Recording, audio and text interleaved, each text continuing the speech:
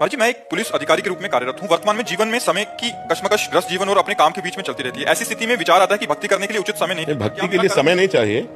भक्ति के लिए समय नहीं चाहिए, समय में भक्ति कीजिए। भक्ति का स्वरूप है अपने कर्तव्य कर्म को ठीक से करते हुए नाम जप करना।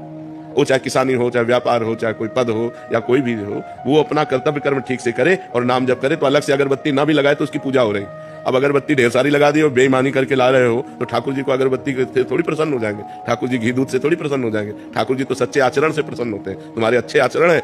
अब एक आदमी निर्दोष है, उसको बहुत पीटा गया और दंड दिया गया और सजा दे दी गई। अब वो जो रो रहा है उसके आंसू तुम्हें भारी पड़ेंगे।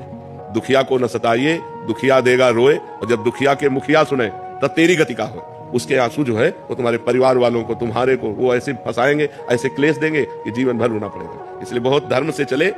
लेकिन आजकल जब रुपया की गड्डी देखता है ना आदमी सामने, तो धर्म फिर नहीं दिखाई देता, फिर ये रुपया दिखाई देता। और ये नहीं कि ये जहर जा रहा है, ये हमारे पूरे परिवार को जहर दूषित कर देगा। बहुत सावधानी से। निर्दोष को दंड मत दीजिए और दोषी को छोड़िए मत। ये आपकी पूजा होगी। घूस लीजिए मत, पक्की बात समझो। अगर घूस लेकर के दोषी को मुक्त कर दिया और निर्दोष को फंसा लिया, तुम्हारी दुर्गति पक्की है। ये जो अपराध है, अगर ये अपराध ना किए जाएं तो अपना अपना कर्तव्य ही पूजा है और नाम जप करते रहिए, कोई परेशानी नहीं। उठते बैठते चलते फिरते राधा राधा राधा, और अपने कर्तव्य। हम वहीं गिरते हैं जहां अपने कर्तव्य से हम च्युत हो जाते हैं। हम जानते हैं कि हम गलत कर रहे हैं। हमारी सरकार आपको पेमेंट देती है, उसी पेमेंट से काम चलाइए। आप अपना आप एक्स्ट्रा मत लीजिए, किसी से भी मत लीजिए। जो अपना कर्तव्य कर्म है उसी को भक्ति मान कर कीजिए और नाम जप कीजिए। क्यों, इसमें कोई परेशानी है?